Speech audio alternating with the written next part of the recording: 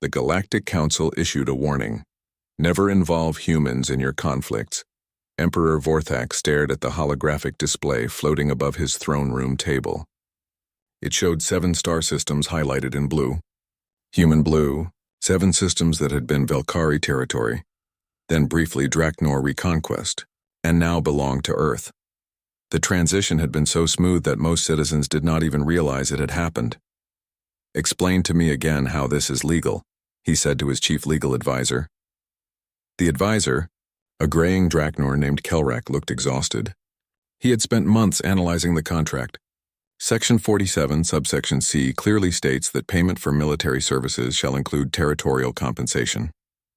Specifically, it grants the contractor full sovereignty over liberated enemy territory deemed strategically necessary for future security operations. The number of systems was not specified. Humanity selected 7. By the letter of the contract, they could have claimed more. Prince Thorvik signed this. "On your orders, my emperor, under conditions of extreme duress."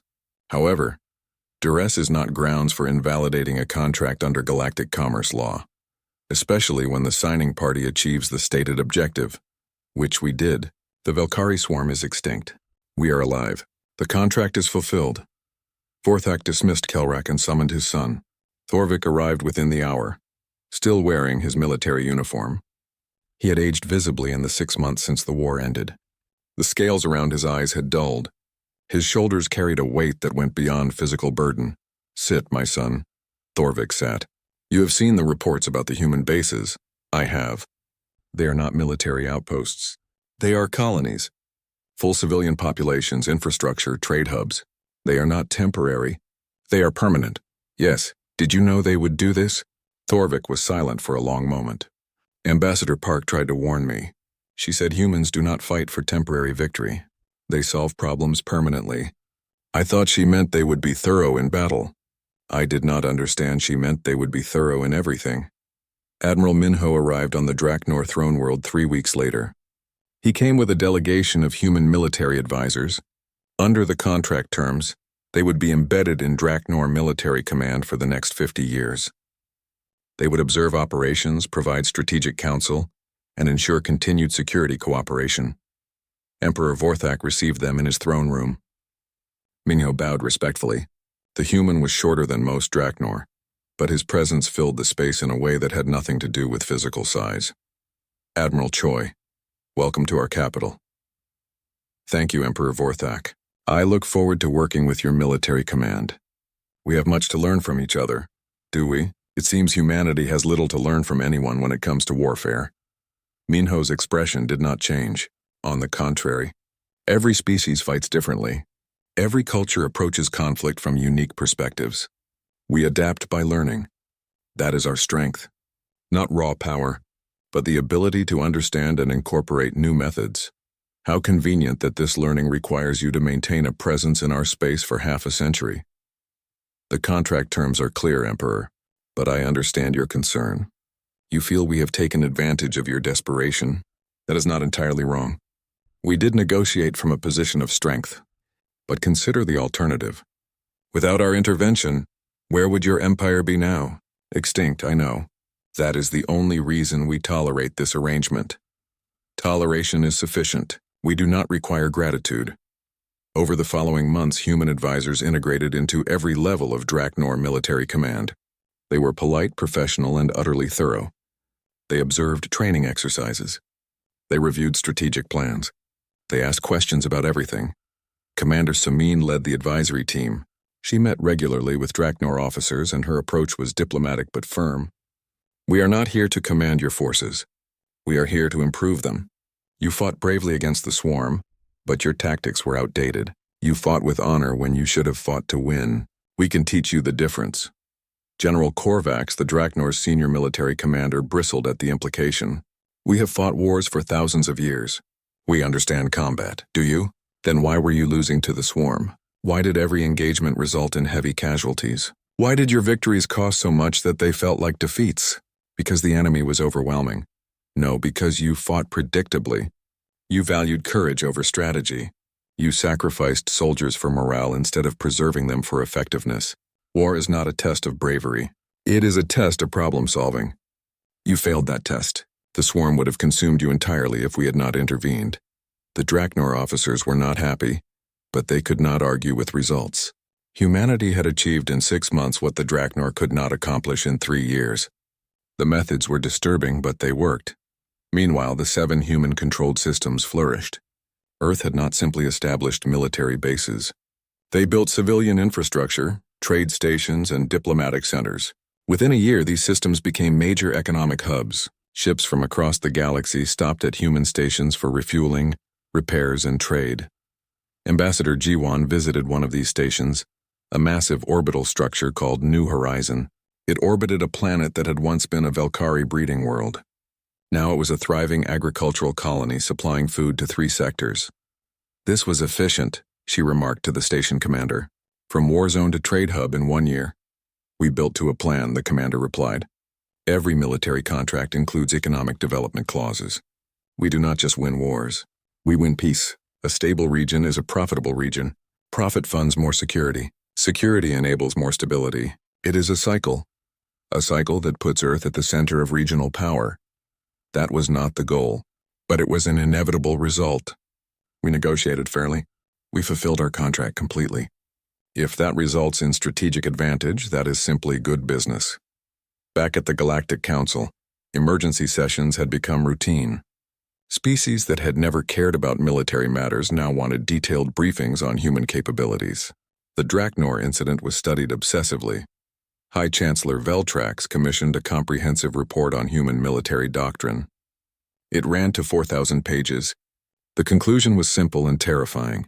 Humanity approaches warfare as applied problem-solving. They are not warriors. They are engineers who happen to engineer victory. The Council updated its advisory. The new version was blunt. Warning to all member species, human military intervention should be considered only as absolute last resort. While humans are effective and honor their contracts, the cost of their services extends beyond monetary payment. Humans negotiate for strategic advantage, territorial compensation, and long-term presence. They do not fight for glory or honor. They fight to win permanently, using whatever methods prove effective. Their victories are absolute, their methods are disturbing, and their contracts are binding. Before engaging human services, ensure you understand every clause, every implication, and every consequence. Remember, humans do not simply solve the problem you present. They solve the entire strategic situation, which may include elements you did not intend to change. The warning was distributed in 47 languages. It included detailed case studies of the Draknor-Velkari War. It showed human tactics, strategies, and contract terms. Nothing was hidden. Everything was documented. Prince Thorvik read the new advisory in his private chambers. He laughed bitterly. It was exactly what Ambassador Park had told him before the war began. Every warning had been accurate. Every prediction had come true. But he had been too desperate to listen. His communication console chimed. A message from Admiral Minho. Prince Thorvik, I hope this finds you well. I wanted to inform you that our advisory team has completed its initial assessment of Draknor military doctrine.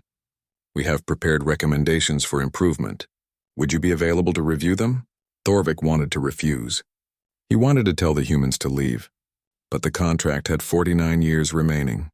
And honestly, the recommendations would probably be useful. Humans were too competent for their own good.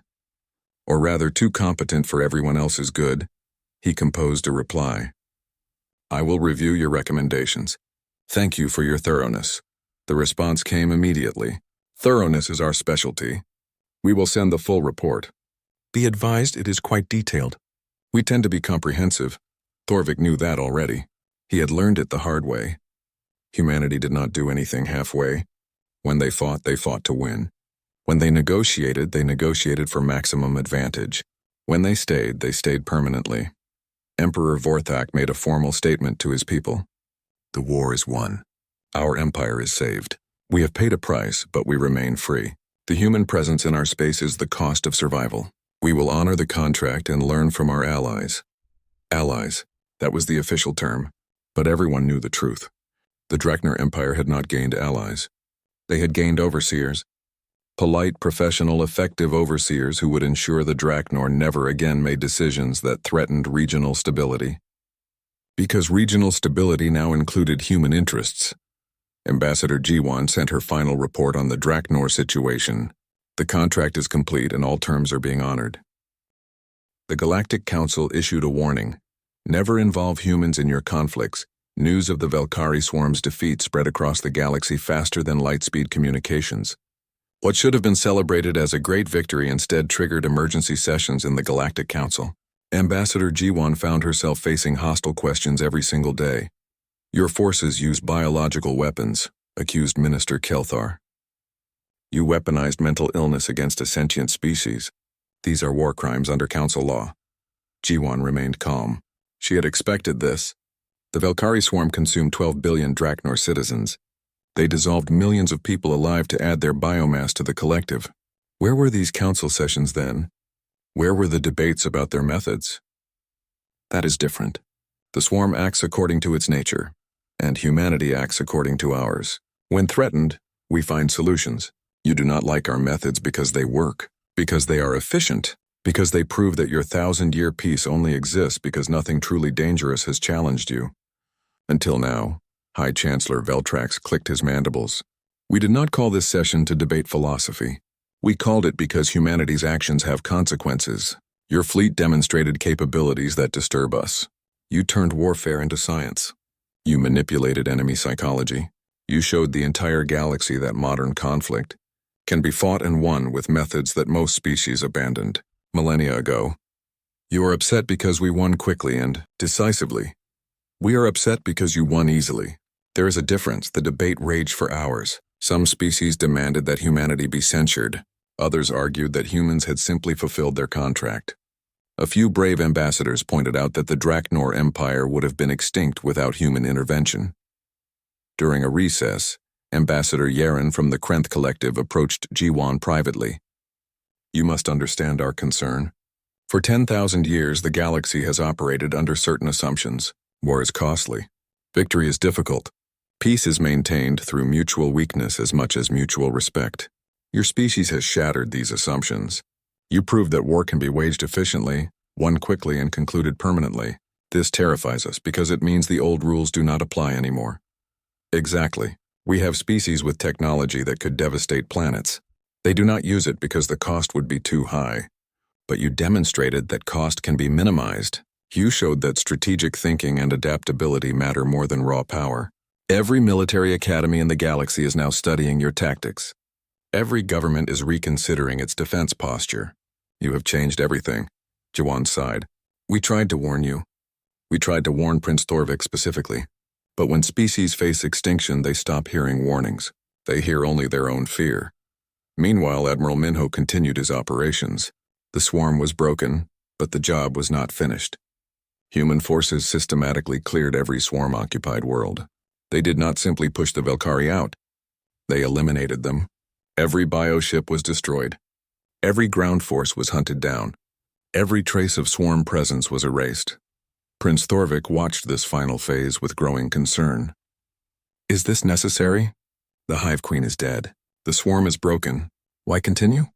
Minho's response was matter-of-fact. Because a broken enemy can rebuild. A defeated enemy can adapt. We do not fight for temporary victory. We solve problems permanently. The contract specifies elimination of the Velkhari threat. We will not stop until that threat no longer exists. You are committing genocide. No. We are fulfilling the contract your empire signed. You hired us to end the swarm, not defeat it, not push it back, end it. Did you not read the terms? Thorvik had read them, but words on a document felt different from watching entire species being methodically erased from existence. The humans were not cruel. They were not angry. They were simply thorough. Dr. Yunji's research team documented everything. Every Velkhari bioform was cataloged. Every neural structure was mapped. Every genetic sequence was recorded. When future species asked how humanity defeated the swarm, there would be complete records. The galaxy would know exactly what humans were capable of. 6 months after the war began, Admiral Minho made his final report to the Draknor Empire. All Velkhari swarm forces have been eliminated. Occupied territories are secure. Draknor sovereignty is restored. The contract is fulfilled. Emperor Vorthak, who had taken direct command after his son's disturbing reports, reviewed the results. Victory was total. The Draknor Empire had regained all lost territory. The swarm was extinct. Casualties among Draknor forces were minimal. By any measure, this was the greatest military success in their history. So why did it feel like defeat? What are your terms for withdrawal? The Emperor asked carefully. Withdrawal? Minho looked genuinely confused. We are not withdrawing. The contract includes continued security provisions. I do not recall that clause. Section 47, subsection C. Standard military contractor terms. We maintain strategic positions to ensure the threat does not resurface. 7 former swarm systems will be transferred to human administration. We will also establish military advisory positions within your command structure for the next 50 years. The Emperor's blood ran cold. You want to keep our systems? Not your systems. Former swarm systems that we liberated. They are payment for services rendered. Additionally, the contract specifies payment in basing rights. We require forward operating bases to maintain regional security. Regional security. You mean you will have military forces permanently stationed in our space, correct? This is standard. Did your legal team not review the contract before Prince Thorvik signed it? They had reviewed it. But they had been desperate. They had been dying. They had not thought about what standard military contractor terms meant when dealing with humans. They had assumed humanity would fight, win, and leave. Emperor Vorthak summoned his best legal minds. They spent 3 weeks analyzing the contract. Every clause was ironclad. Every term was legally binding. Humanity had not hidden anything. The terms were clear. The Draknor Empire had simply been too desperate to understand what they were agreeing to. Can we break the contract? The Emperor asked his chief legal advisor. Only by declaring war on Earth, which, given what we just witnessed, would be suicide. The Emperor sent for Prince Thorvik. His son looked older now. The war had aged him in ways that went beyond years. You tried to warn me, the Emperor said quietly. Ambassador Park tried to warn me. The Council tried to warn me. But I would not listen. I heard only my own fear. We both did, Father. I signed the contract. Because I ordered you to. Because our people were dying. Because we had no choice. We had choices. We chose poorly. The galaxy watched as human bases were established on 7 strategic worlds. The systems had once been swarm territory, then were liberated by human forces, and now were human colonies. They sat at key trade routes and defensive positions. Earth did not ask for permission. The contract was clear. Ambassador Jiwan attended another council session. This one was different. There was no debate, no accusations, just silence. Finally, High Chancellor Veltrak spoke.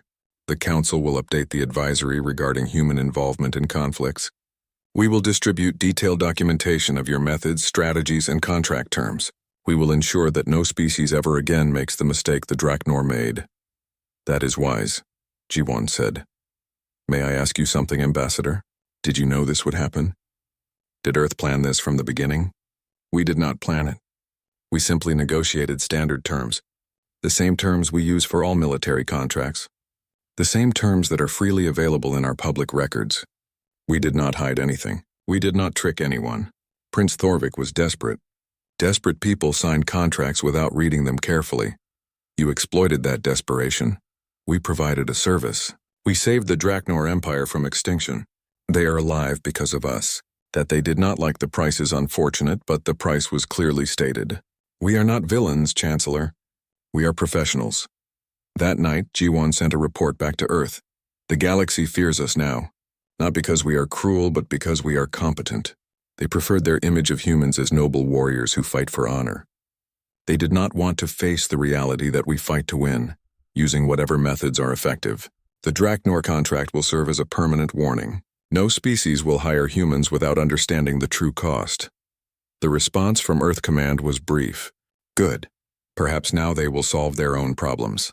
But G1 knew better. Fear made people forget lessons quickly. Somewhere in the galaxy, another species would face extinction. They would look at their options. They would see humanity's record of perfect victories, and they would make the same choice the Draknor made. The warning would be there, clear and explicit. Never involve humans in your conflicts, but fear makes people deaf to warnings. Jiwan looked out at the stars and wondered how long it would be before the next desperate call arrived. The Galactic Council issued a warning. Never involve humans in your conflicts, Doctor. Yunji Lee had spent 3 months studying Velkari biology. She worked in a research vessel that followed behind the main fleet, analyzing every piece of data collected from battles. Her laboratory smelled like antiseptic and something else that Thorvik could not identify. Later, he learned it was fear. The captured swarm specimens were afraid. I did not know they could feel fear, Thorvik said, watching a Velkari soldier scratch frantically at its containment field. They are part of a hive mind. They are not supposed to have individual emotions. Yunji smiled. It was not a cruel smile, but it was not kind either. It was the smile of a scientist who had solved an interesting problem. They cannot feel fear when connected to the hive. The collective mind suppresses individual emotion, but I developed something. A viral agent that severs the neural connection temporarily. She pressed a button. In the containment field, the Velkari soldier suddenly went rigid. Its eyes, previously dull and vacant, became sharp and aware. It looked around, seemed to realize where it was, and began screaming. The sound was not like anything Thorvik had heard before. It was raw terror from a being experiencing consciousness for the first time. What have you done to it? I gave it individuality. For the first time in its existence, it is alone in its own mind. No hive, no collective. Just itself, aware and isolated. The experience is traumatic for them. This is cruel. Yunji's smile faded. Prince Thorvik, do you know what the swarm did to the population of Kelvar Prime? They did not just kill them. They absorbed them into the biomass while still conscious. Millions of people spent their last hours being dissolved alive, feeling themselves become part of the swarm. Do not speak to me about cruelty. I am simply solving a problem. Thorvik had no response to that. The viral agent was deployed in the next battle. Human ships fired special munitions into swarm formations. Within minutes, thousands of Velkari soldiers suddenly found themselves cut off from the hive mind. They panicked. They scattered. They became easy targets, but that was just the beginning. Commander Daehyun specialized in infiltration. His team did not fight battles. They fought wars. While the main fleet engaged swarm forces directly, Daehyun's units did something far more insidious. They infiltrated occupied worlds. Thorvik watched from a command ship as Daehyun explained his latest operation. The swarm uses a distributed neural network. Every unit receives and transmits data.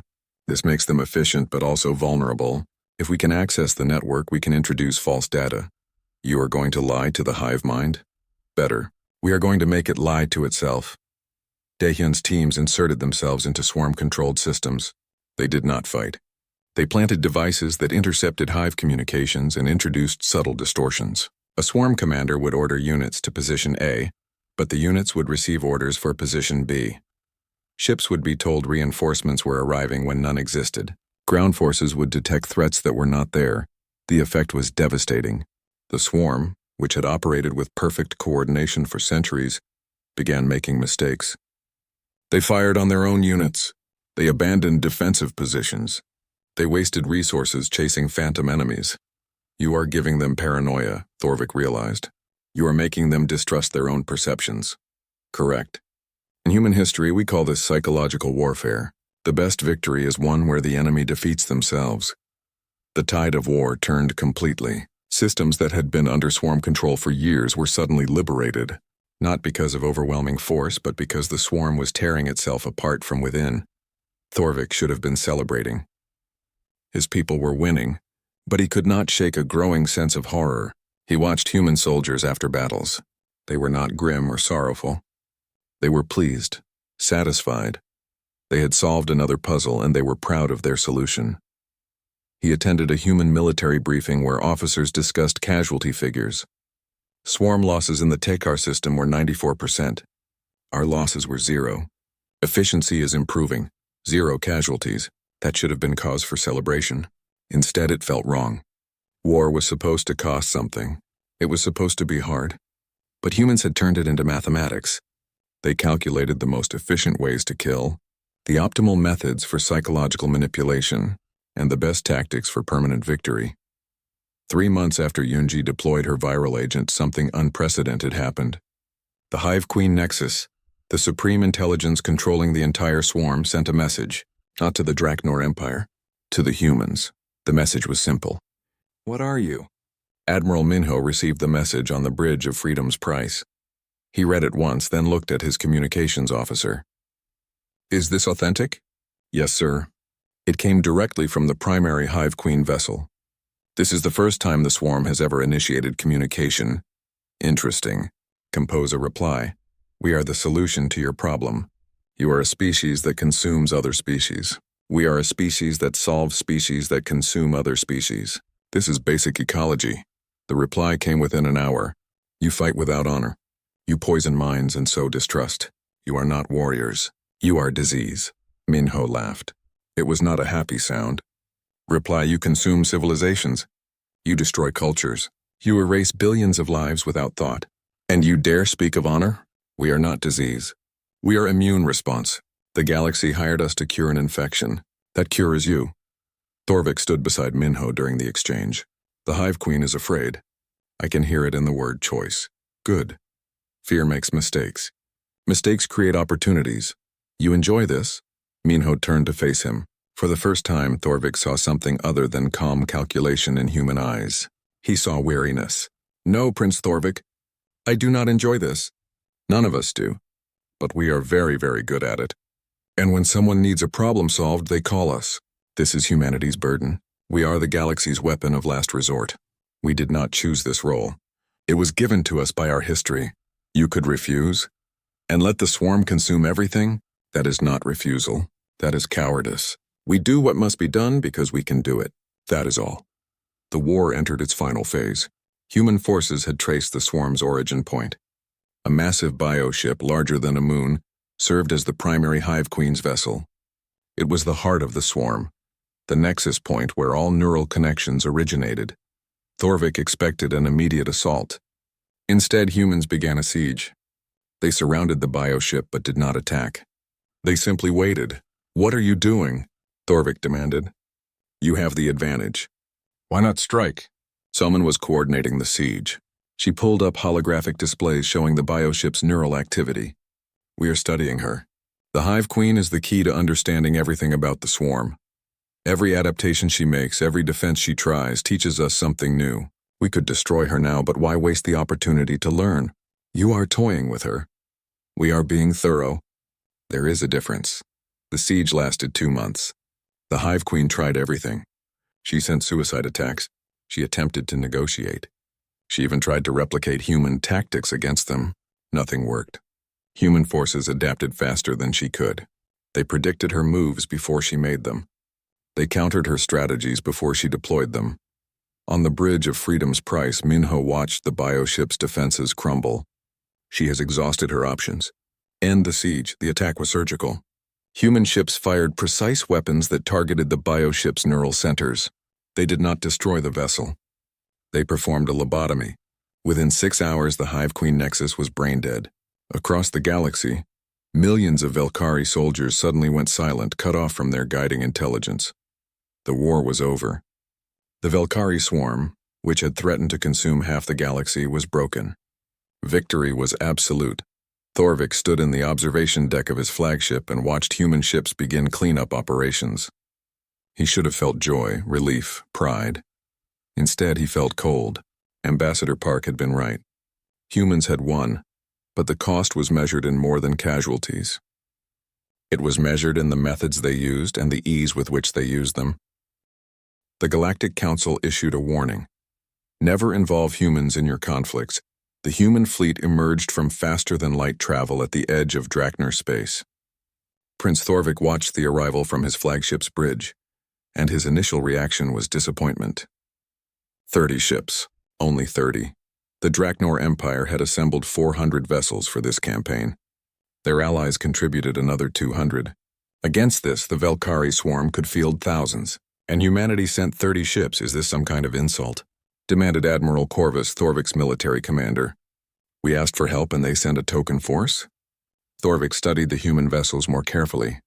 They were smaller than Draknir warships, built with strange angles that seemed to absorb sensor readings. Each ship bore scars from previous battles. These were not parade vessels. These were weapons that had seen use. Let us reserve judgment, Thorvik said carefully. Ambassador Park warned us about underestimating humanity. The lead human ship, a carrier designated Freedom's Price, hailed them. A face appeared on screen. Admiral Minho Choi looked younger than Thorvik expected. Humans age slowly compared to Draknor, but this man seemed barely out of youth. His eyes, however, told a different story. They were old eyes that had seen too much. Prince Thorvik, I am Admiral Choi. My fleet is ready to begin operations. I understand you have a colony under attack in the Bendari system. We will start there. Admiral, with respect, we have 400 ships preparing for a major offensive. Perhaps we should coordinate our forces before engaging? No need. We operate independently. It is in the contract. But 30 ships cannot possibly. Prince Thorvik. Minho's voice was not unkind, but it carried absolute certainty. I have fought 17 major engagements in my career. I have never lost. Please stay out of our way. We will contact you when the Bendari system is secure. The transmission ended. Thorvik looked at Corvus, who was turning an interesting shade of purple with indignation. The arrogance. They will be slaughtered! Perhaps, Thorvik said quietly. Or perhaps we are about to learn something. The human fleet reached Bendari system 6 hours later. Valkyrie swarm forces had already overwhelmed the colony's defenses. 3 million Draknor civilians were trapped on the surface while swarm bioships landed and began harvesting. The Draknor rescue fleet was still 2 days away. Thorvik watched from a long-range observation post, expecting to witness humanity's first and last battle in this war. What he saw instead changed everything he thought he knew about warfare. The human ships did not charge in like Draknor warriors. They did not announce their presence. They simply appeared at optimal firing positions, as if they had known exactly where every swarm vessel would be. The first volley destroyed 6 bioships before the swarm even detected the attack. Then things got strange. Instead of pressing the advantage, half the human fleet broke off. They were not retreating. They were herding. Like farmers directing livestock, human ships used precise weapons fire to push swarm vessels into specific formations. Thorvik realized they were separating the fleet into isolated groups. What are they doing? Corvus asked. They have the advantage. Why not destroy them? They are studying them, Thorvik breathed. Look, each group faces different tactics. It was true. One group of swarm ships was bombarded with electromagnetic pulses. Another faced kinetic weapons. A third was hit with some kind of chemical agent. The humans were not fighting. They were experimenting. Captain Somin Kang led the ground assault. Her drop ships landed before the orbital battle ended. Draknor observers expected a desperate rescue operation. Instead, they watched something far more calculated. Somin's Marines did not simply push back the swarm ground forces. They captured them. Live specimens were dragged into mobile laboratories while the battle still raged. Human medics worked alongside combat troops, dissecting swarm biology in real time and uploading data to the fleet. They are analyzing the enemy during combat, Thorvik said, horrified and fascinated in equal measure. They are learning while fighting. The battle lasted 4 hours. When it ended, the swarm forces were destroyed or captured. The colony was saved. Human casualties numbered exactly 0. They had fought with such precision that not a single soldier was injured. Minho contacted Thorvik immediately after the battle. Bendari system is secure. Civilian casualties were minimal.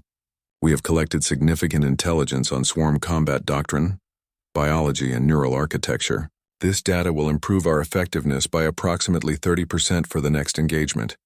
You studied them. In the middle of a battle, you studied them. Of course, fighting without learning is inefficient. We do not repeat battles. We solve them. Minho paused. We have identified the swarm's coordination frequency. They use a distributed neural network. Each ship and ground unit is connected. We are developing countermeasures. I have never seen anything like this, Thorvik admitted. You fight like it is science, not war. War is science, Prince Thorvik.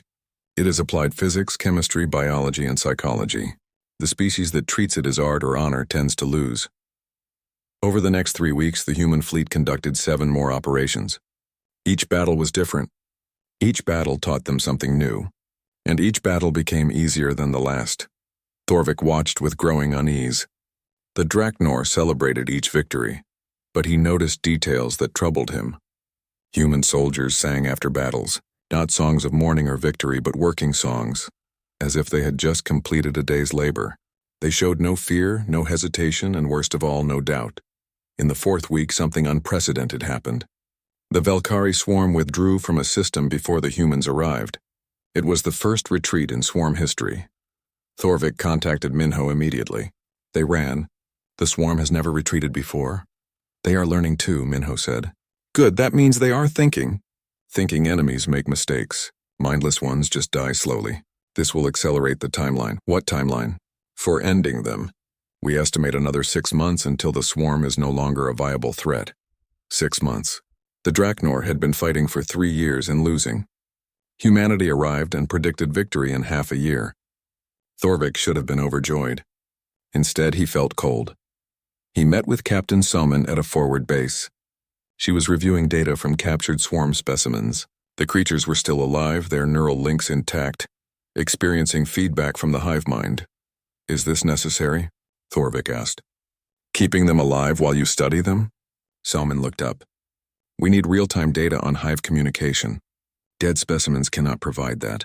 Do not worry. We are not cruel.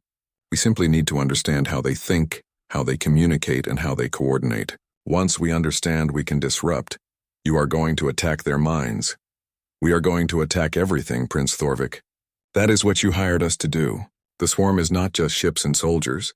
It is a connected intelligence. We will break that connection. We will make them vulnerable. And then we will end the threat permanently. Thorvik watched the captured swarm creatures writhe in their containment fields. Ambassador Park had tried to warn him. Humans do not just fight. They solve problems. They were treating the Velkari swarm like a puzzle, and they were going to solve it whether the galaxy liked their methods or not. That night, Thorvik sent a message to his father, the Emperor. The humans are winning. I am no longer certain this is a good thing. The reply came quickly. Victory is victory.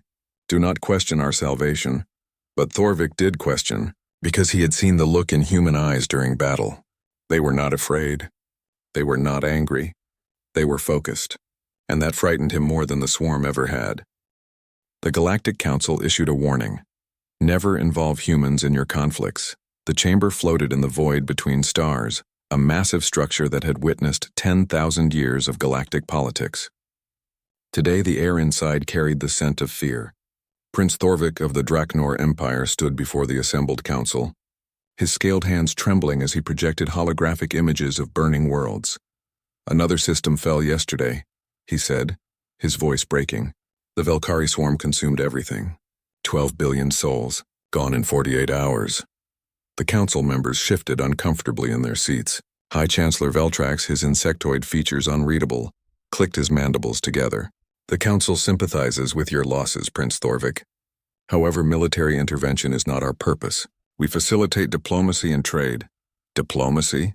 Thorvik's laugh was bitter. You cannot negotiate with a hive mind that sees all other life as food. We have tried. They do not respond. They do not stop. They only consume. Ambassador Jiwan Park sat in the human delegation section watching quietly. She had seen this coming for months. The Velkari swarm had been expanding for 3 years and the Draknor Empire was losing. Their military was strong by galactic standards, but the swarm was something else entirely. It learned, adapted, and overwhelmed through sheer numbers. What would you have us do? Asked Minister Kelthar, representing the Ascended Collective. Most council species have not waged war in millennia. We have no armies, no warships designed for combat. We are scholars, traders, and diplomats. Thorvik's eyes swept across the chamber. Then I ask for permission to seek help elsewhere. There is one species in this chamber with military experience. One species that still maintains combat fleets and trained soldiers. Every eye turned toward the human section. Jiwan felt her stomach tighten. She had known this moment would arrive, but she had hoped it would not. You cannot be serious, Veltrax said. You know the warnings. You have read the histories. I have read cautionary tales written by species that never faced extinction. Thorvik shot back. My people are dying. We lose worlds every week. In 6 months, the swarm will reach our throne world. I need warriors, not philosophers. Jiwan stood slowly. The chamber fell silent. She was not an imposing figure compared to most species present. Humans were smaller than Draknor, less armored than the Krenth, and lacked the natural weapons of dozens of other races. But when she spoke, everyone listened. Prince Thorvik, I must advise against this course of action strongly. With respect, Ambassador, my people are beyond advice. We need action. You do not understand what you are asking for, Jiwan said carefully. Humanity has experience with war, yes. Too much experience. We are very, very good at it. That is precisely why you should not hire us. I fail to see the problem with hiring capable soldiers. Jiwan walked to the center of the chamber. Let me tell you about human history. For thousands of years before we reached the stars, we fought each other. We fought over land, resources, religion, and ideology. We fought for good reasons and terrible ones. We developed weapons that could destroy our entire planet. We came within minutes of using them multiple times. War is not something we do. War is something we studied, refined, and perfected. That is exactly why we need you, Thorvik insisted. No, you need someone to push back the swarm. What you will get is something else entirely. When humans go to war, we do not simply fight. We analyze, adapt, and overwhelm. We find weaknesses and exploit them without mercy. We do not stop when the enemy retreats. We stop when the problem is solved permanently. Veltrax clicked his mandibles again. The ambassador speaks truth. This council has maintained a standing advisory for 800 years. It has been translated into every known language. Never involve humans in your conflicts, not because humans are dishonorable, but because they are too effective. Once committed, they do not stop until victory is absolute. Minister Hyunwoo, Jiwon's military advisor, leaned forward. He had been silent until now, but his presence alone made many council members nervous. He had fought in the border wars, and his reputation preceded him. If I may speak plainly, Prince Thorvik, you are thinking of us as a weapon you can point at your enemy. That is not how it works. We are not a sword. We are a wildfire. Once you light us, you cannot choose where we burn. I accept that risk, Thorvik said firmly. Do you? Jiwon asked. Do you accept that we will study your enemy with the same intensity we study our own weaknesses? That we will learn everything about them, then use that knowledge in ways that will horrify you? Do you accept that we might win your war in ways that make you question whether victory was worth the cost? My species faces extinction. Any victory is worth that cost. The council erupted in debate.